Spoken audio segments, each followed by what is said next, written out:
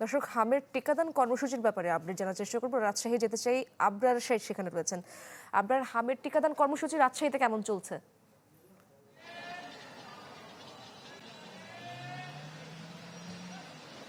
হামের টিকাদান কর্মসূচি যেটি প্রথম ধাপে শুরু হয়েছিল রাজশাহীতে গোদাগাড়ী উপজেলায়, সেটি শতভাগ সম্পন্ন হয়েছে এবং তারপরে যে বিশেষ ক্যাম্পেইনটা শুরু হয়েছে পুরো দেশ জুড়ে, সেটি কিন্তু গত আমরা জানি যে 14 তারিখ থেকে শুরু হয় এবং এটি 20 তারিখ থেকে যেটি শুরু হয়েছিল সেটি কিন্তু এখনো চলমান আছে। আজকে দেশের মানুষকে প্রতিদিন সুরক্ষিত রাখার প্রত্যয় নিয়ে এলো সেফ রাউন্ড সুইচ।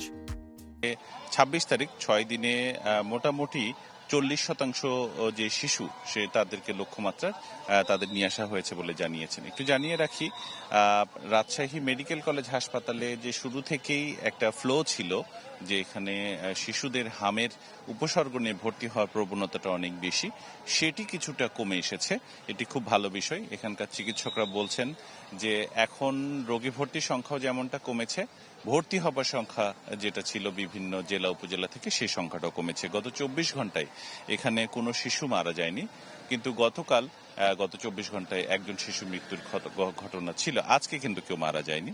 এখানে নতুন ভর্তি হয়েছেন 22 জন, কিন্তু 46 জন রোগী সুস্থ হয়ে আবার বাড়ি ফিরেছেন। এছাড়া এখন রোগী ভর্তি রয়েছে এই সংখ্যাটাও 120 জন, অনেকটাই কমে এসেছে, যেটি 150-র উপর ছিল। এবং উপসর্গ নিয়ে মোট ভর্তি রোগীর সংখ্যা বা চিকিৎসা নিয়েছেন এরকম রোগীর সংখ্যা 808 জন। এখন পর্যন্ত রাজশাহী মেডিকেলে হাসপাতালে উপসর্গ নিয়ে মৃত্যুর সংখ্যা 53 জন।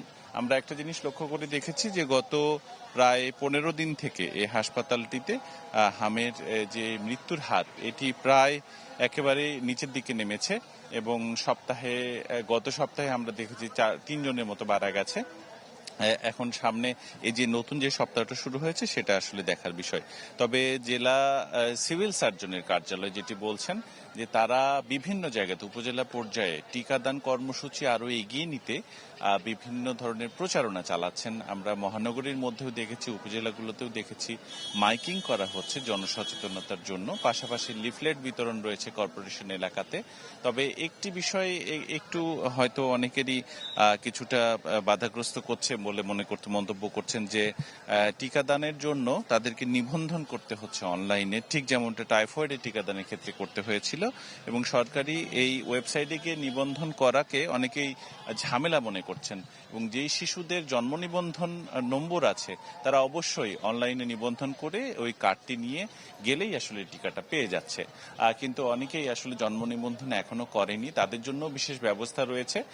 শিশুকে নিয়ে গেলেই তারপরে তারা সেখানে নিবন্ধন নম্বর দিয়ে সেখানে টিকা দিয়ে দিচ্ছেন। ফলে এই টিকা নিয়ে আসলে ভয়েরও কিছু নেই বা টিকা পাওয়া না পাওয়া নিয়ে কোনো শঙ্কা নেই।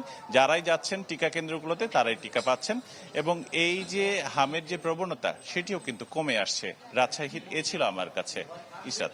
ধন্যবাদ আপনাকে আবরার।